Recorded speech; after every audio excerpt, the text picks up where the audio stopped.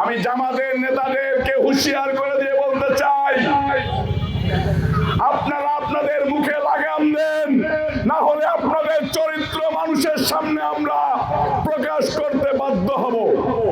কোন প্রকার কোন জনপ্রতিনিধি না হই, আমি যদি জীবনে কোনোদিন ভোট না করতে পারি, তাহলে আমি সমাজে খুনি, মাদক ব্যবসায়ী, সুদখোর, চাঁদাবাজ, ধর্ষক এদের সাথে চলতে চাই না। কুষ্টিয়ার একজন জামাতের নেতা আছে, আমি ইউটিউবে ঢুকে দেখলাম, তিনি বলতেছেন যারা বলে আল্লাহ সর্বশক্তিমান তারা মুনাফিক। আচ্ছা আপনারা বলেন তো, আল্লাহ কি সর্বশক্তিমান না? আল্লাহ সর্বশক্তিমান না এই কথাটা কে কে মানেন? কেউ মানেন? আমার আল্লাহ, আপনার আল্লাহ সর্বশক্তিমান না, কে কে মানেন? হাত তুলে বলেন তো। এখানে সবাই বলে আমার আল্লাহ সর্বশক্তিমান। যারা আমার আল্লাহর সাথে নিয়ে শিরক করা শুরু করেছেন, তাদের চরিত্র কিন্তু আমরা রাজপথে নেমে এনে বুঝিয়ে দেব। কুষ্টিয়ার ওই জামাতের নেতার এমন সব ভিডিও আমার কাছে একটা মা বোন দিয়েছে মেসেঞ্জারে, যেটা যদি সোশ্যাল মিডিয়াতে প্রচার করা হয়, ও সহ ওর পরিবারের কেউ আর জীবনে কোনোদিন মুখ দেখাইতে পারবে না। আমি জামাতের নেতাদেরকে হুঁশিয়ার করে দিয়ে বলতে চাই, আপনারা আপনাদের মুখে লাগাম দেন, না হলে আপনাদের চরিত্র মানুষের সামনে আমরা প্রকাশ করতে বাধ্য হব। আপনি রাজনীতি করবেন ভাই, ভালো কথা, কোনো সমস্যা নেই।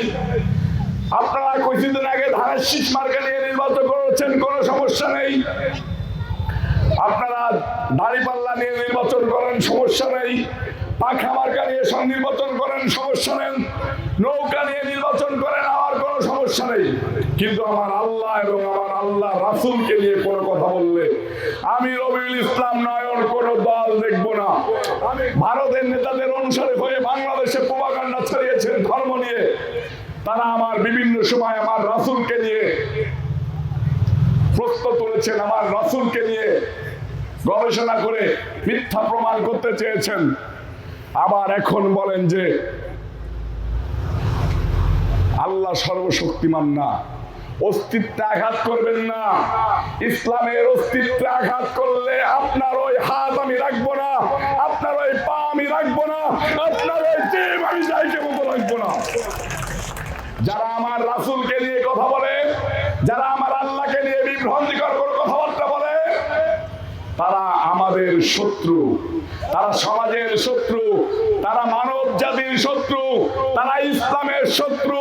এদেরকে কিন্তু ছাড় দিব না।